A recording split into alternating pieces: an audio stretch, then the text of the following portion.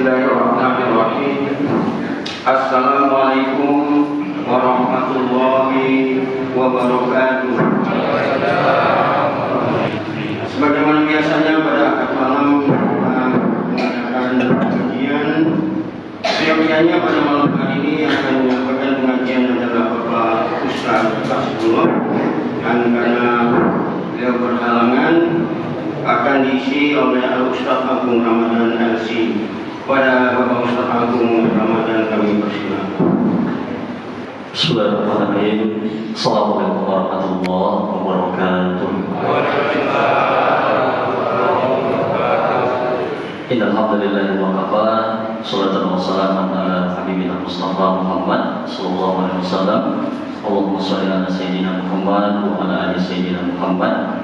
Radina billahi rabba wa islami dina wa Muhammadin nabiyya wa rasul. Allahumma la sahla illa ma ja'altahu sahla wa anta taj'alul hazana idza syi'ta sahla.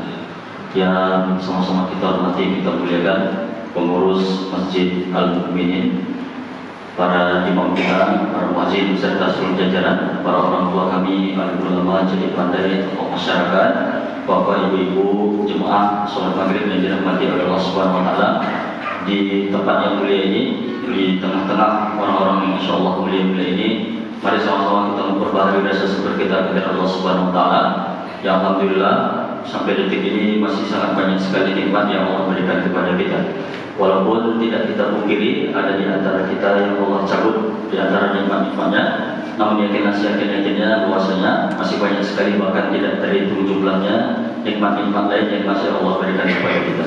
Mudah-mudahan kita semua di sini termasuk hamba Allah yang senantiasa bersyukur dan memperbaharui rasa syukur. Kita berharap kepada Allah Subhanahu Wa Taala sebagaimana kita berkumpul di masjid ini, mudah-mudahan nanti Allah kumpulkan juga kita beserta orang-orang yang kita cintai di surganya Allah Subhanahu Wa Taala. Berjamaah kita di dunia ini, mudah-mudahan nanti juga kumpul di surganya Allah Subhanahu Wa Taala. Ya, bertetangga kita di dunia ini, mudah-mudahan nanti bertetangga juga di surganya Allah Subhanahu Wa Taala. Salam dan salam dan akan kepada tauladan kita yang kita harapkan syafaatnya di akhirat kelak, Nabi besar Muhammad sallallahu alaihi wasallam. Allahumma shalli ala sayyidina Muhammad wa ala ali sayyidina Muhammad. Apa kabarnya Bapak Ibu semua? Bapak ini sebelah sini sehat ya? Yang sebelah sini Pak? Sehat. Yang tengah-tengah Pak sehat Pak? Ibu-ibu sehat Bu? Ya, mudah-mudahan kita senantiasa dilindungi oleh Allah Subhanahu Wa Taala. Ya, tetap menjaga kesehatan pastinya, karena sama-sama kita ketahui tidak sedikit dari tetangga, saudara, teman kita beberapa hari atau beberapa pekan ini yang agak-agak tumbang sedikit karena memang cuaca pekan baru agak kurang. Ya, inilah pancaroba. Ya, mudah-mudahan kita tetap dalam keadaan sehat dan kita berdoa sebagaimana doa salafus soleh, orang-orang soleh terdahulu. Allahumma barik lana fi Rajab wa Sya'ban wa balighna Ramadan. Ya Allah, berkahilah kami pada bulan Rajab dan Sya'ban dan sampaikanlah umur kami pada bulan Ramadan. Ya, mudah-mudahan kita semua di sini ya, senantiasa sehat, ya, kemudian bisa memaksimalkan bulan Ramadan kita dan jadikan bulan Ramadan tahun ini adalah Ramadan terbaik dalam hidup kita. Pernah tahu kan Ramadan kali ini adalah Ramadan terakhir kita. Ya, mudah-mudahan Ramadan terakhir kita ini adalah Ramadan terbaik dalam hidup kita. Bapak Ibu yang dirahmati oleh Allah Subhanahu Wa Taala, saya menggantikan Ustaz Kasbullah. Beliau ini senior saya di Mesir. Jadi kalau seandainya tiba-tiba ada keadaan darurat, ya, beliau tidak bisa dan kebetulan saya kosong, ya, atau beberapa teman yang lain biasanya ya, kita saling bantu untuk menggantikan. Walaupun tadi agak mepet juga waktunya, karena beliau menghubungi baru jam 16.03, ya, jam 16.03. Ya, tapi alhamdulillah ya, bisa walaupun tadi masbuk saya tadi ya, sampai di sini. Ya, tapi mudah-mudahan ya, bisa apa yang disampaikan nanti mudah-mudahan bisa menjadi perhatian kita bersama. Ya, karena menggantikan otomatis temanya bebas Pak ya, kan tidak ada masalah Pak ya. Ya, karena kalau seandainya ada tema tertentu yang dibahas oleh Ustadz yang sudah rutin, lebih baik Ustadznya melanjutkan. Dalam kesempatan yang berbahagia ini, kita berangkat dari kisah perjuangan Nabi Muhammad SAW di awal-awal ketika diangkat menjadi seorang Rasul. Nabi diangkat menjadi Rasul umur berapa Pak? Bu? 40. Ya, umur 40 tahun Nabi SAW ya, diresmikan menjadi seorang Rasul. Ya, diawali dengan apa wahyu pertama yang turun?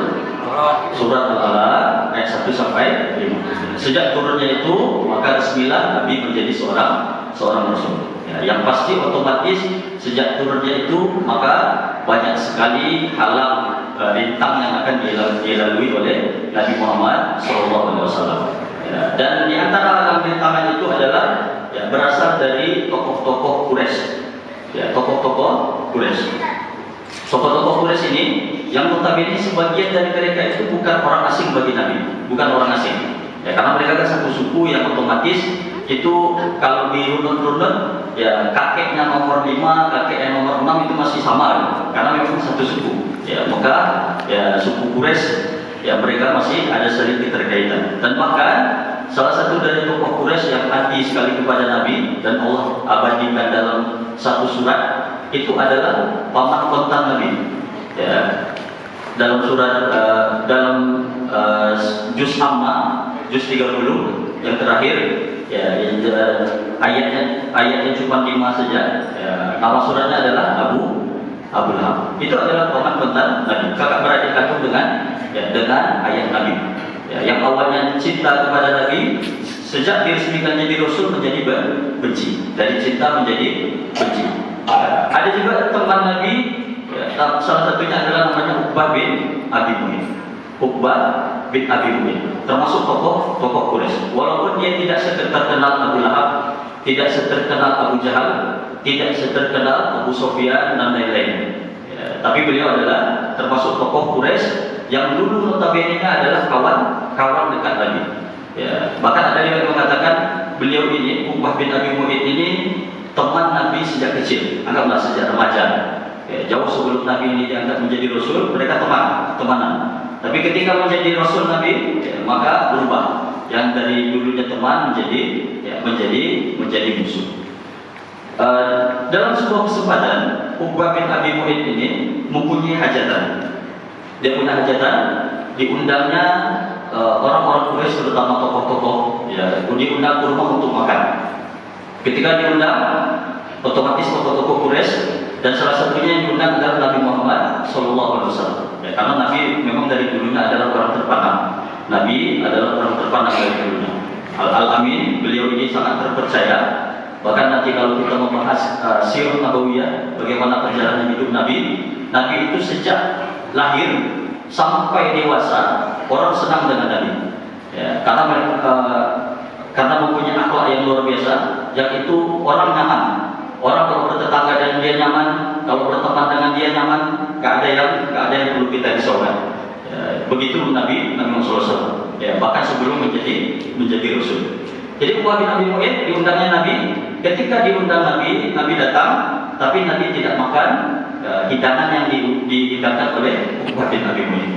Bagi orang Arab, aib kalau seandainya ada orang datang ke rumah dia tidak makan, aib sekali. Apalagi kalau seandainya hidangannya sudah ada. Jangankan hidangannya belum ada, hidangan sudah ada, hidangan yang belum ada saja, itu aib. Ya. Orang Arab sejak sebelum Islam datang, itu salah satu keutamaan mereka adalah ikram duyuf. Mereka memuliakan tamu. Jadi orang Arab itu jangankan yang dikenal, yang nggak kenal saja, anggaplah ada orang dalam perjalanan jauh, ya terdampar dia di tempat kita misalnya. Dipilihnya salah satu rumah, misalnya rumah kita dipilih. Rumah kita dipilih untuk mampir atau nginap minimal. Ya, untuk mampir, datang, kenal tidak, yang penting izin kemudian datang. Ya, dan ketika masuk nanti kepala rumah tangga itu biasa nanya kepada istrinya, apa kira-kira yang bisa kita hidangkan? Ini tamu ini belum tentu dia kenal, tapi karena mereka mempunyai kebiasaan, asal ada orang datang ke rumah itu harus ada yang dihidangkan. Begitu orang Arab dari dulunya. Jadi Uqbah bin Abi Mu'ayth ini tidak mau Nabi ini tidak makan, maka dibujuknya yang intinya bagaimana caranya Nabi ini ikut makan. Maka ketika itu Nabi menyampaikan, saya akan makan dengan syarat. Ya, syaratnya apa? Syaratnya ya, kalau kamu bersyahadat saya akan makan. Ya, maksudnya kalau kamu masuk Islam, saya akan makan. Maka dengan terpaksa Uqbah bin Abi Mu'ayyid ketika itu bersyahadat. Ya, bersyahadat. Jadi percakapan tadi antara percakapan seorang teman dengan teman. Ya, kalau kamu masuk Islam, saya akan mengkamu. Maka dengan terpaksa bersyahadat. Ketika itu sudah selesai, hajatan sudah selesai, kabar ini didengar oleh tokoh-tokoh Quraisy yang lain. Ya, tokoh-tokoh Quraisy yang lain. Ya, Uqbah bin Abi Mu'ayyid ini kan salah satu tokoh Quraisy. Ya, yang perlu diketahui, mereka ini hampir setiap hari tokoh-tokoh Quraisy ini berkumpul di suatu tempat. Kalau di Mekah itu ada tempat yang paling bergengsi, itu namanya Darun Nadwah. Darun Nadwah itu kayak di kita ini kantor DPRD ya, kantor DPR-nya atau tempat kumpulnya orang-orang paling penting yang ada di Kota Mekah. Ya, atau mungkin istana negara dan segala macamnya. Pokoknya intinya tempat itu paling bergengsi sekali. Ya, dan salah satunya yang biasa di situ adalah Uqbah bin Abi Mu'ayyid. Yang mereka bicarakan adalah salah satunya bagaimana caranya Muhammad Nabi Muhammad SAW tidak melanjutkan dakwahnya, tidak menyebarkan Islam. Itu hampir setiap hari mereka ngopi, ngeteh dan segala macamnya lah. Pokoknya duduk berlama-lama di situ. Salah satu pembahasannya adalah bagaimana Nabi Muhammad ini ya, tidak melanjutkan dakwah atau menyebarkan Islam ini. Itu intinya. Tiba-tiba ya, dalam sebuah kesempatan, salah satu dari anggota yang biasanya ngobrol, yang biasanya berkumpul di situ masuk Islam. Ya, gimana caranya? Otomatis teman-temannya emosi. Gimana caranya kita hampir setiap hari ngobrol? Yang kita bahas itu bagaimana caranya Muhammad ini ya, bukan agamanya saja yang hilang dari Kota Mekah. Kalau bisa nyawa-nyawa itu sekali hilang dari Kota Mekah ini. Ya, tapi salah satu dari mereka ternyata masuk Islam. Otomatis mereka emosi. Salah satu dari mereka, Umayyah bin Khalaf. Ya, Umayyah bin Khalaf ini datang kepada Uqbah bin Abi Mu'ayyid. Ya, konfirmasi terlebih dahulu. Ya, ditanya baik-baik, betulkah kamu sudah ikut agama Muhammad? Mereka kan tidak menyebut Nabi, ya, karena mereka musuh Nabi. Betulkah kamu ikut agamanya Muhammad? Betul. Ya, karena saya terpaksa sampaikan alasannya kenapa dia waktu itu terpaksa masuk Islam. Maka ketika itu juga kata Umayyah, ya, di tipe-tipe orang seperti ini sampai hari kiamat ini masih ada. Ya, apa kata Umayyah? Kalau dalam bahasa sederhana kita, kalau masih mau nongkrong dengan kami, kalau masih mau bersahabat dengan kami, pergi ke tempat Muhammad, sampaikan bahwasanya kamu sudah keluar dari agamanya dan ludahi dia. Ini tipe-tipe orang yang Umayyah bin Khalaf ini ada sampai akhir zaman masih ada.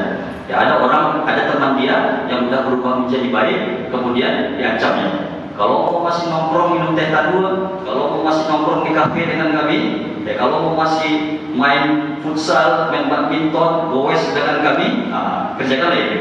Ya, yang intinya adalah ya, dia terhindar dari hal-hal yang baik. Maka Uqbah bin Abi Mu'ayyid termasuk orang yang sangat-sangat tidak berpendirian. Beliau langsung mengiyakan. Ya, pergi ke tempat Nabi Muhammad SAW, disampaikan bahwasanya dia telah keluar dari agama Nabi Muhammad, agama Islam ini, dan diludahinya Nabi Muhammad. Tapi Allah jaga. Ya, Allah jaga ketika itu Nabi Muhammad SAW, sehingga ludahnya tadi balik lagi ke muka dia. Ludahnya balik ke muka dia. Itu dalam sebuah kesempatan. Di kesempatan yang lain, salah satu tokoh Quraisy ya, namanya Abu Jahal.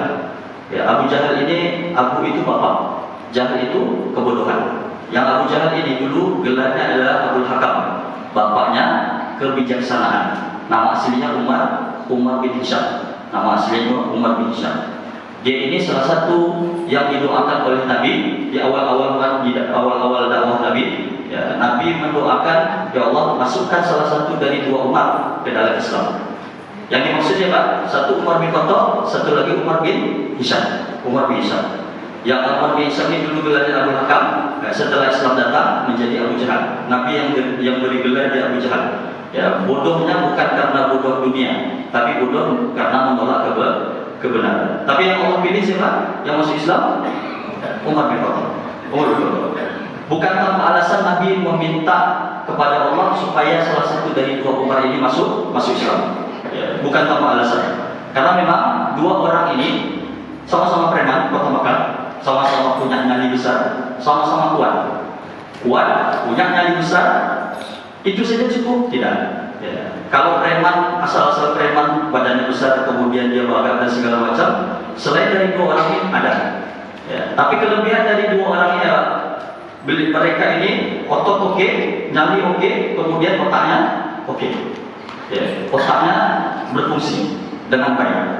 Ya. Sama-sama cerdas. Umar bin Khattab dan Umar bin Hisham ini sama-sama cerdas. Makanya Nabi meminta salah satu dari dua Umar ini masuk Islam, dan Allah pilih Umar bin Khattab. Umar ketika sudah masuk Islam jauh lebih cerdas lagi, karena Umar adalah salah satu sahabat yang Al-Quri ini sangat cerdas. Ya, Umar salah satu sahabat yang sangat cerdas. Kembali ke Abu Jahal tadi, Umar bin Hisham tadi, beliau ya, ini liciknya orang-orang level VIP, orang-orang level tinggi. Dia ingin mencelakai Nabi Muhammad, tapi tidak dengan tangan dia. Ini kelas-kelas tinggi ini. Orang-orang tipe ini kelas tinggi, orang kaya, bangsawan, berkelas. Biasanya dia kalau ingin melakukan sesuatu, dia nggak harus pakai tangan dia. Ya, dan sejarah itu pasti akan berulang sampai hari kiamat. Ya, di kitab pun ada seperti itu. Ya, kalau ingin menyelesaikan seseorang, nggak harus pakai tangan dia. Ya, suruh orang saja. Jadi Abu Jahal ini membuat sembara atau challenge, tantangan kepada orang yang ada di sekitar. Jadi dia nongkrong-nongkrong, ketika di dalam sebuah kesempatan dia buat tantangan. Tantangannya apa? Kalau ada yang bisa ya, meletakkan kotoran ya, ke kepala Muhammad, maka akan saya beri hadiah. Ya, kan ini bukan sembarangan meletakkan kotoran ya, ke atas kepalanya Nabi Muhammad SAW. Ya, ini sesuatu yang wah gitu. Ya, maka yang mengiyakan tantangan ini adalah Uqbah bin Abi Mu'ayyid. Ya, datang dia ke sekitar Ka'bah, dicarinya waktu yang pas, yakni ketika waktu Nabi sholat. Maka ketika Nabi sholat, waktu sujud, ya, diletakkannya kotoran di atas kepala, pundak dan kepala Nabi. Ya, ketika Nabi sujud, maka ada riwayat mengatakan bukan cuma kotoran hewan saja. Dia ikut mengikut sertakan juga isi perut binatang, usus atau sejenisnya, isi perut binatang. Yang intinya jorok sekali. Ya, yang kejadian ini cukup masyhur, sebagian kita mungkin sering mendengarnya, dan nanti dibersihkan oleh putri Nabi, yakni Fatimah radhiyallahu anha. Dari kejadian-kejadian ini, ya, para ulama tafsir mengatakan ini merupakan asbabun nuzul, sebab turun ayat 27, 28 dan 29 dalam surat Al-Furqan. Pada a'udzubillahi minasyaitonir rajim, wa yauma ya'addu adh-dhalimu 'ala yadayhi yaqulu ya laitani ittakhadhtu ma'a rasuli sabila. Ya, dan ingatlah ketika hari di mana orang zalim menggigit jarinya. Ya, menggigit jarinya maksudnya apa? Menyesal. Orang yang gigit jari itu dikonotasikan kepada orang yang menyesal. Dan ingatlah ketika hari di mana orang zalim. Zalimnya ini siapa? Ya, para ulama tafsir mengatakan yang si zalim ini adalah Uqbah bin Abi Mu'ayyid. Si Uqbah bin Abi Mu'ayyid tadi. Ya, dia zalim kepada Nabi Muhammad SAW. Jadi ingatlah ketika ada orang zalim ya, menggigit jarinya, di hari ketika orang zalim menggigit jarinya, dan dia berkata, ya, kenapa dulu saya tidak mengikuti Rasul? Ya, kenapa dulu saya tidak mengikuti Rasul? Ya, padahal ya, udah sampai hidayah ke dia, ya, kemudian ditolaknya. Dan kata-kata ini nanti akan dipakai oleh orang-orang yang serupa. Ya, ini kejadiannya nanti di mana? Di hari akhirat, bukan di dunia. Ya, kata-kata ini bukan di dunia nanti dipakai, tapi di akhirat. Ya, di akhirat orang-orang tipe seperti Uqbah bin Abi Mu'ayyid ini nanti, kira-kira redaksi yang akan keluar dari mulutnya adalah seperti ini. Kenapa dulu saya tidak mengikuti Rasul? Ya, artinya mereka menyesal. Karena menyesal itu di akhir. Kalau di awal itu pendaftaran namanya. Ya, kalau menyesal di akhir. Ya, kalau di awal itu pendaftaran. Ya, kecuali kalau seandainya ada yang dia ingin mendaftar untuk menyesal, ya silakan mendaftarlah dari awal, kemudian nanti menyesal di akhir. Kemudian ayat 28-nya, ya wailata laitani lam attakhidh fulanan khalila. Celakalah aku, kenapa dulu aku mempunyai sahabat seperti si Fulan. Ya, Fulan ini apa? Si Anu lah kalau di kita ya. kenapa dulu aku punya sahabat seperti si A? Ya. Kenapa? Karena si temannya inilah atau sahabatnya inilah yang membuat dia keluar lagi dari Islam, ya. Kemudian yang membuat dia bahkan memusuhi Nabi. Itu ada sedikit banyaknya peran dari sahabat atau teman akrabnya tadi, teman tongkrongannya tadi, ya, teman duduk-duduknya tadi. Ya, ini yang dikatakan oleh orang-orang tipe Uqbah bin Abi Mu'in nanti di akhirat kelak. Kemudian ayat 29-nya, laqad adallani 'anid dzikri ba'da idh ja'ani wa kana syaitanu lil insani qadulan.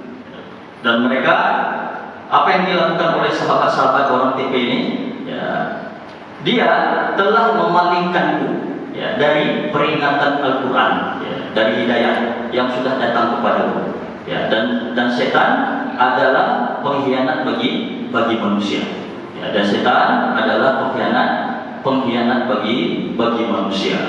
Ya, ini gambaran nanti, ya, sebagai cuplikan bagaimana nanti kondisi orang di akhirat. Salah satunya adalah orang yang zulim, salah satunya adalah orang yang ikut terbawa oleh teman akrab atau sahabat. Begini kira-kira nanti kondisinya. Mengapa dulu saya punya sahabat seperti itu? Gara-gara dia, ya, saya berzina, gara-gara dia saya bikin narkoba, gara-gara dia saya berselingkuh, gara-gara dia ABC dan segala macam. Karena memang manusia ini, ya, al-mar'u ibnu bi'atihi, seseorang itu anak dari lingkungannya, ya, anak dari lingkungannya. Kita ini, ya, tergantung lingkungan seperti itu. Baik, insya Allah, ya, berpeluang besar dia juga akan baik. Tapi kalau dia buruk, berpeluang besar, ya, dia akan buruk, ya, berpeluang besar. Walaupun tidak kita pastikan karena hidayah itu milik Allah Subhanahu Wa Taala. Tapi, ya, agak lebih dekat dia. Kalau seandainya lingkungan itu baik, agak lebih dekat dia dengan kebaikan. Ya, dan kalau seandainya lingkungan itu buruk, ya, sahabatnya atau teman akrabnya yang buruk, maka agak lebih dekat dia dengan hal-hal yang buruk. Apa yang bisa kita ambil di antaranya, ya, dalam sepenggal kisah ini, kemudian dari 3 ayat ini, di antaranya adalah yang pertama, dalam hidup kita yang sementara ini, maka pandai-pandailah kita memilih sahabat atau teman akrab. Ya, perlu kita pisahkan dulu. Maksudnya, kalau cuma kenal, kalau cuma teman saja, silahkan. Banyak-banyak punya kenalan, banyak-banyak punya teman. Kita penting sekali. Karena kalaupun seandainya kita nanti punya teman atau kenalan, itu tidak ada hubungannya dengan akhirat kita. Minimal ada hal-hal baik yang bisa kita kerjakan untuk dunia ini. Ya, kita punya tetangga non-muslim, kita punya teman non-muslim. Ada hal-hal baik selain yang berkaitan dengan akhirat yang bisa kita kerjakan bersama. Banyak sekali. Silakan berkolaborasi dalam hal-hal yang baik, walaupun dengan saudara kita non-muslim sekalipun, tidak ada masalah. Tapi kalau sahabat, beda. Sahabat atau teman akrab kita, siapa dia? Orang yang memang kita luangkan waktu berjumpa dengan dia. Orang yang memang kata-kata dia itu bisa mempengaruhi cara berpikir kita. Itu sahabat kita. Bisa dia mengarahkan kita yang baik atau yang buruk, itu sahabat. Kalau cuma kenalan, cuma tetangga, cuma teman begitu saja, enggak. Kita cuma lewat-lewat gitu saja. Tapi kalau sahabat atau teman akrab yang kita luangkan waktu, ya, berjumpa dengan dia, apalagi kalau seandainya, ya, hampir tiap malam berjam-jam minum teh taduh, minum kopi dan segala macamnya, jumpa dengan dia, ya, entah itu sekali seminggu atau mungkin bahkan setiap hari. Pokoknya orang ini adalah orang yang bisa mempengaruhi hidup kita. Itu adalah sahabat kita. Ya, kalau untuk berkenalan sekedar kenal, untuk teman sekedar teman saja, silakan. Banyak-banyaklah punya teman dan kenal, bahkan dengan non-muslim sekalipun. Ya, nggak ada masalah. Kita mau olahraga, ya, mau main futsal, mau main badminton, mau goes, ada teman kita yang bahkan non-muslim sekalipun, silakan, nggak ada masalah. Tapi kalau yang berkaitan dengan ada kaitannya dunia dan akhirat kita, maka pandai-pandailah memilihnya. Salah satu tempat memilih sahabat kita adalah nggak jauh-jauh, ya, di mana? Masjid. Orang yang sama-sama kita sujud, orang yang sama-sama kita ruku, nggak ada manusia yang sempurna. Tapi setidaknya ada usaha kita untuk mendekati kesempurnaan dan sama-sama memperbaiki diri kita. Ya, karena apa? Sangat penting sekali punya sahabat atau teman akrab. Ya, orang yang bisa mengingatkan kita. Hidup kita ini nggak seperti jalan tol lancar jaya, enggak. Apalagi kalau seandainya kita Allah takdirkan naik kelas. Ketika kita naik kelas otomatis harus ada ujian. Ya. Ketika ada ujian, ya, belum tentu orang semua bisa melewati ujian. Bisa jadi dia gagal sehingga dia tetap di kelas yang sama misalnya. Ya. Maka ketika kita punya sahabat atau teman akrab, maka orang inilah yang akan membantu mengingatkan kita seandainya kita Allah uji, ya. Allah hadirkan di depan mata kita sesuatu yang tidak baik, berkesempatan kita untuk mengerjakannya.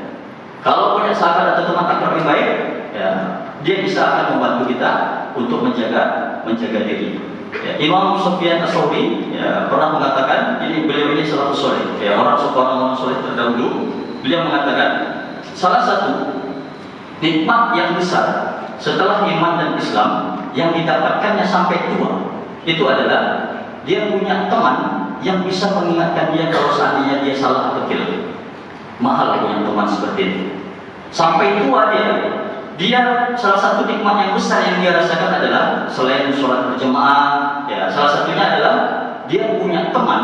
Kalau seandainya dia salah atau hilaf, temannya yang mengingatkan dia. Penting sekali. Itu teman akrab atau sahabat yang seperti ini. Mau kita ganti dengan mobil Alphard sekalipun masih geleng lah. Ya, nggak ada apa-apanya mobil Alphard atau ya, Lamborghini dan segala macam. Enggak, mahal. Punya teman seperti ini mahal. Jaga baik-baik. Doakan dia. Ya, doakan. Mahal ini. Punya teman yang bisa membantu kita tetap di hal yang baik. Ya, kalau seandainya agak melenceng kita sedikit, dia ingatkan kita. Ya, dia yang akan mengingatkan kita. Maka jaga baik-baik. Jangan sampai nanti Allah hadirkan ada orang baik yang nempel dengan kita, tetangga kita kah, teman kerja kita kah, jemaah di masjid kah, ada dia menempel kita, maksudnya kita interaksi dengan dia. Kalau seandainya kita salah, dia ingatkan kita, ya, atau sebaliknya, kalau ada hal yang baik di dalam diri kita, dia support kita, dia bantu kita sehingga hal baik itu bisa menjadi lebih baik. Harusnya seperti itu. Ya, kalau ada yang seperti ini, ya, banyak-banyak bersyukur karena tidak semua orang Allah kasih orang yang seperti ini. Enggak semua orang. Tidak semua orang yang Allah hadirkan bertemu dengan orang yang bisa mengingatkan diri kita masing-masing. Ya, maka poin pertama yang ingin disampaikan adalah pandai-pandailah yang memilih sahabat atau teman akrab. Sekedar perkenalan silakan, sekedar teman saja silakan, sekedar bertetangga silakan. Masing-masing yang kita sebutkan tadi itu punya hak. Ya, teman kerja kita kah, ya, atau teman sekolah, teman kuliah, tetangga kita, masing-masing punya hak. Ya, minimal tunaikan hak-hak mereka. Kalau seandainya memang harus, ya, kita tunaikan. Tapi kalau untuk berlama-lama dengan dia, kalau seandainya bisa mengganggu dunia dan akhirat kita, kurang-kurangilah. Ya, dikurang-kurangi. Silaturahmi jangan putus. Silaturahmi tidak putus. Tapi ya, hanya sekedar yang wajib-wajib saja. Ya, kalau seandainya dia membahayakan kita. Ya, misalnya kalau ada di antara kita yang sudah terlanjur, ya, kita punya komunitas kah, atau kita di tetangga kita, ya, sesekali mungkin ya, main domino, ya, main ini di pos kamling atau segala macamnya, asal tidak judi, silakan, sesekali silakan. Tapi kalau setiap hari bermalam-malam, anak dan istri nggak pernah dibersamai, karena bagi yang masing-masing punya anak kecil, ini tolong diperhatikan. Anak itu kalau betul-betul anak-anak kita, cuma yang sampai umur berapa tahun, yang masih bisa kita gendong, kita cium, terserah kita, itu cuma berapa tahun. Kalau udah bisa jalan, dia udah SD, udah SMP, udah SMA, itu nggak bisa kita apa-apain lagi. Ya, maka manfaatkan waktu kita dengan baik-baik. Kalau masih punya anak kecil, dan sampai nanti ya, tiba-tiba udah SMP ya anak kita kan. Ya, karena emang nggak pernah kita luangkan waktu kita. Kalau untuk teman-teman yang seperti itu kita luangkan, tidak seperti itu. Ya, makanya dalam Islam itu ada wajib, ada sunnah, ada mubah, ada makruh, ada haram. Tingkatan prioritas dalam hidup kita. Ya, kalau kita di umum kan ada primer, ya, sekunder, tersier. Kalau dalam Islam ada wajib, sunnah, mubah. Dahulukan yang wajib. Ya, dahulukan hak Allah Subhanahu Wa Taala, dahulukan hak orang tua, dahulukan hak istri, suami, dahulukan hak anak-anak kita. Setelah itu silakan. Ya, silakan hak-hak yang lain. Hak tetangga, hak teman kita dan segala macamnya. Ya, maka ini penting bagi kita. Ya, kalau seandainya sudah terlanjur kita mungkin sering nongkrong dan segala macamnya. Kalau seandainya nongkrong itu dalam hal-hal yang baik, silakan lanjutkan, nggak ada masalah. Ya, nongkrong di kafe sekalipun, ya, di tempat-tempat tertentu silakan. Kita Islam ini tidak saklek, Islam ini cuma membahas di masjid saja, enggak. Ya, tidak seperti itu Islam. Ya, tapi ada rambu-rambunya, ada rambu-rambunya. Yang tidak kita inginkan adalah kalau seandainya ada di antara kita punya tongkrongan, yang tongkrongannya itu kalau dia ngomong 200 kata, 50-nya itu isinya carut marut. Ya, isinya carut marut. Ada di sekitar kita yang kayak gitu. Ya, nggak usah jauh-jauh lah. Ya, karena apalagi kita yang udah lahir di Pekanbaru, ya, saya lahir di Rumbai.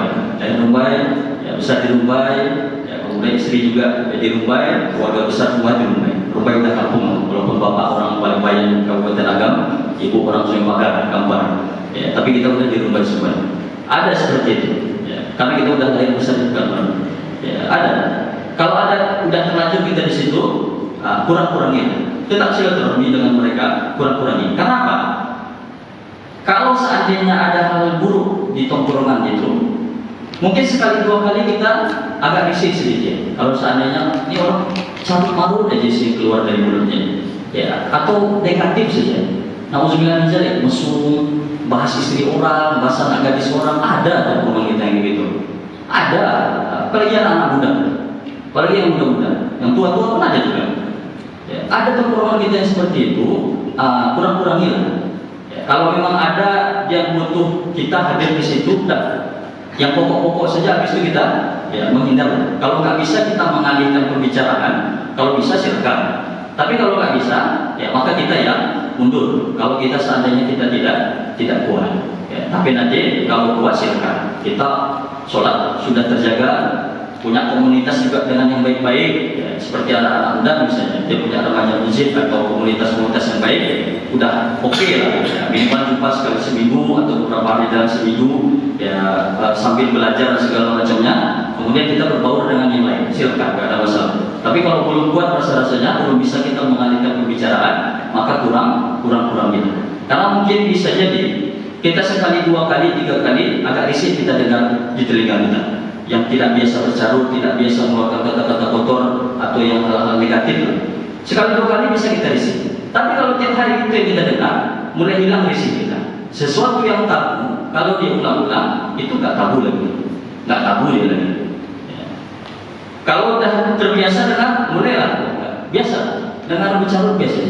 Ya. Kemudian naik levelnya lagi, coba satu-satu. Ya, coba carut satu-satu, coba mengeluarkan kata-kata yang tidak baik satu-satu, sampai akhirnya dia ya, menjadi terbiasa. Ya, itu SOP setan. Setan itu punya SOP.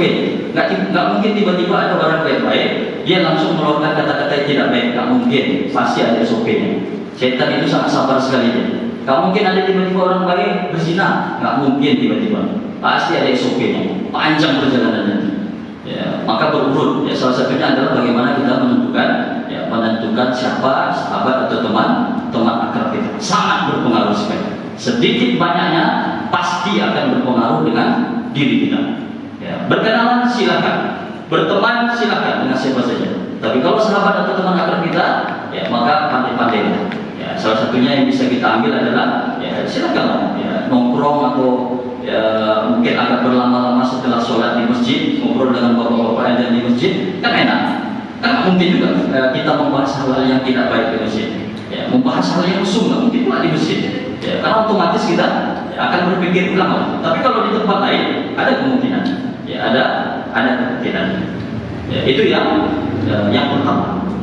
Ya, bagaimana kita ya, pandai-pandai memilih sahabat atau teman akrab kita, termasuk mengkondisikan anak-anak kita, ya, mengkondisikan anak-anak kita.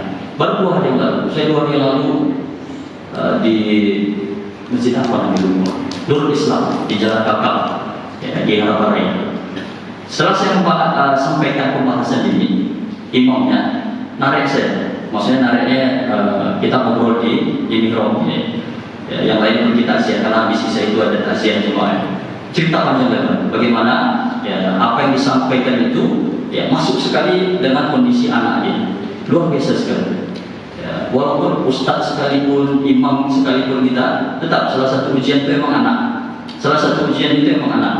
Ya, luar biasa sekali. Bagaimana pengaruh? Apalagi ini kita udah 2 tahun yang sebelumnya kita COVID, anak-anak belajarnya online, sangat berpengaruh sekali ya, dengan kondisi ya, bagaimana mereka berteman dengan siapa, aktivitasnya apa dan segala macamnya.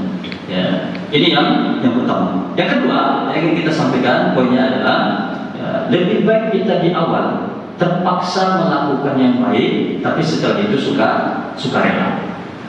Lebih baik terpaksa di awal melakukan yang baik, ya, tapi setelah itu sukarela. Ada di antara kita yang mungkin sholat 5 waktu ini mungkin agak terpaksa di awalnya. Ya, tak bisa jadi mungkin terpaksa dia nikah, kemudian mertuanya ini rutin 5 waktu ke masjid misalnya. Yang dia dulu nggak rutin 5 waktu ke masjid, gara-gara mertuanya ini segan kan? Ya, inilah awalnya mungkin terpaksa, awalnya mungkin segan, dan tapi akhirnya setelah itu sukarela sambil perbaiki. Jadi masalah niat, ya ini jangan tunggu dulu kita niat kita bagus baru kita kerjakan. Untuk yang baik paksa di awal. Apalagi banyak-banyak bersyukur kalau ada orang yang maksa kita. Ya, banyak-banyak bersyukur. Makanya anak-anak yang belum lengkap otaknya atau akalnya, anak-anak kan belum lengkap akalnya, dia belum terlalu banyak tahu. Yang tahu itu adalah orang tuanya. Maka hal-hal yang baik itu harus dipaksa. Jangan diserahkan kepada anak-anak untuk memilihnya. Lagi kalau baru SD, baru SMP. Ya, kita sebagian yang orang-orang tua muda yang anaknya udah SD, sebagian mungkin udah SMP, ini sebagian menyerahkan pilihan itu kepada anak. Sementara anak kita ya, akalnya belum sempurna, belum banyak pengalamannya, nggak tahu dia apa yang ada di sekitar dia. Ya, maka hal-hal yang baik silahkan dipaksa di awal. Banyak-banyak bersyukur kalau seandainya ada orang yang memaksa kita sholat ke masjid. Minimal sholat 5 waktu kalau belum ke masjid atau ke musola. Ya, entah itu pasangan kita, entah itu orang tua, mertua kita, entah itu tetangga kita, entah itu teman kerja kita, atau bos kita. Jadi kalau ada di antara kita yang kerja atau mencari nafkahnya, di tempat cari nafkah itu, bos kita atau pimpinan kita, itu mewajibkan hal-hal yang baik, banyak-banyak bersyukur. Nah, semua orang kerja dapat bos seperti itu, dapat pimpinan seperti itu. Diwajibkannya orang sholat duha ketika break di pagi hari misalnya. Ya, setelah rapat, ya sholat duha dulu, baru aktivitas. Banyak-banyak bersyukur. Nah, semua orang bisa seperti itu. Ketika azan zuhur berhenti langsung sholat. Gak semua orang dapat yang seperti itu. Banyak-banyak bersyukur kalau seandainya kita dipaksa melakukan yang baik. Ya mudah-mudahan di awal terpaksa, setelah itu kita sukarela. Yang tidak kita inginkan adalah ya terpaksa di awal melakukan yang buruk, tapi setelah itu sukarela. Dan rata-rata kita di poin yang kedua. Terpaksa di awal melakukan yang buruk, tapi setelah itu sukarela. Rata-rata seperti itu. Karena memang tidak semua dari kita yang memang dia punya niat jahat, enggak. Tapi kenapa dia bisa melakukan hal itu? Ya, di tengah jalan ketemu orang lain. Ya, terpaksa dia di awal, tapi setelah itu dia sukarela. Kalau untuk yang terpaksa di awal ini, ya, hal yang baik, saya pernah berjumpa dengan salah seorang bapak-bapak, kakek-kakek tibanya, umur 60-an. Sekitar 20 tahun yang lalu, awal-awal 2000-an, beliau ini pernah punya urusan dengan RT. Maksudnya ada yang urusnya dengan RT. Ya, beliau di salah satu tempat di Dubai. Ada urusan dengan RT di malam hari setelah sholat Isya, otomatis kan langsung ke rumah RT tadi. Ternyata di rumah RT ini ada pengajian. Di masjid ada pengajian, kemudian di rumahnya keliling juga ada pengajian. Pengajiannya sambil belajar baca Quran, mulai dari Iqra sampai bisa baca Quran. Ya, itu ada beberapa bapak-bapak gantian, pindah-pindah. Jadi orang itu nongkrongnya, ya, selain nongkrong di kedai, mereka ada juga nongkrong di, ya minimal sekali seminggu ada pindah-pindah ke rumah. Jadi ada belajar baca Iqra, belajar baca Quran, kemudian ada sedikit tausiah, ya, setelah itu makan-makan. Ya, makan-makan. Jadi nongkrongan mereka ya. Jadi antaranya. Jadi bapak ini aslinya dia tidak ikut ya, itu kelompok yang itu, ya, atau bapak-bapak yang sedang mengaji tadi. Tapi karena Pak RT-nya bilang, ya Pak RT-nya ini biasa manggil Pak Wo, ya anggaplah dia manggilnya Pak Wo kepada bapak ini, ya Pak Wo, ya inilah ikutlah sebentar, ngaji. Ikut dia duduk sebentar, kemudian pas di giliran dia baca Quran, karena dia udah lama tidak baca Quran, terbata-bata. Selesai dengan cerita, pulang di rumah. Waktu pulang ke rumah nangis dia. Ya. Kenapa dia nangis? Kenapa Pak? Kenapa dia nangis? Karena dia bilang, kenapa kok baru umur? Ini kan umurnya sekarang udah 60-an. Ya berarti waktu itu umurnya 40-an. kenapa kok baru umur 40-an ini saya tergerak hati untuk baca Quran? Kenapa baru umur 40? Kenapa nggak pas umur 15, umur 20? Kan enak. Kenapa kok udah usia-usia senja kayak gini saya baru tergerak hati? Dan itu kan terpaksa. Gara-gara ada urusan dengan RT, Pak RT-nya minta dulu Pak. Nanti setelah ini baru kita urus urusan RT tadi. Setelah itu Bapak ini 5 waktunya ke masjid, baca Qurannya rutin, dan bagus karena memang udah bertahun-tahun mulai dari awal sekali, awalnya terbata-bata sampai rutin. Nah, apalagi dia setiap hari baca, dan kalau kita rutin baca Quran otomatis yang tua-tua itu terhindar dari pikun pastinya, terhindar dari pikun. Hal-hal baik lah, mulai dari apa? Terpaksa, mulai dari terpaksa. Banyak-banyak bersyukur kalau seandainya ada posisi kita seperti ini. Banyak-banyak bersyukur kita ada di dalam masjid ini. Begitu sebaliknya, ini pengalaman teman di Pekanbaru berkaitan dengan yang sebaliknya. Jadi ada orang yang terpaksa di awal melakukan buruk, tapi setelah itu dia suka rela setelah itu. Teman ini kita dulu sama-sama di pesantren. Saya SD di Rumbai, tapi pesantren di Padang. Kemudian baru lanjut ke Kairo. Pesantren di Padang 6 tahun, 3 tahunnya SMP itu sama teman ini. SMA-nya dia pindah ke salah satu SMA favorit di Padang. Yang nanti dia setelah itu kuliah di salah satu sekolah tinggi punya negara. Sekolah tinggi ini biasanya kalau lulus milih biasanya ada kemungkinan besar kerja di salah 2 instansi negara. Bukan salah satu salah 2. Ada 2 instansi negara yang biasanya kalau lulus mereka bisa milih antara ke instansi ini atau yang ini. Kerja dia dapat tugas di Pekanbaru. Waktu itu saya sudah pulang dari Kairo. Saya pulang dari Kairo November 2014. 2015 saya jumpa. Waktu jumpa, beliau ini cerita. Salah satu poin yang luar biasa yang saya dapat dari beliau ini otomatis kan waktu kerja baru sampai di sini kan jadi junior lah. Orang anak baru tibanya di tempat kerja. Salah seorang senior mereka di tempat kerja, ada kemungkinan juga senior di tempat kerja, senior juga waktu kuliah itu, mengajak teman-teman dia, anak-anak sesama anak-anak baru ini, mengajak ke suatu tempat, diajaknya ke karaoke. Oke lah, kalau karaoke masih ditoleransi lah sedikit, walaupun mungkin sesekali saja.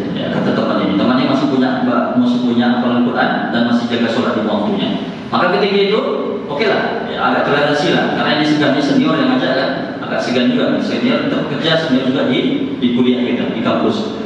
Maka ikut. Sampai di situ, ternyata ternyata karaoke terus. Oh, kalau ini tidak bisa. Kalau ini nggak bisa. Awak baru kerja di sini, mau kerja baik-baik dan segala macam, masa langsung dihidangkan seperti ini kan? Maka dia langsung pulang, teman-temannya lanjut. Akhirnya apa?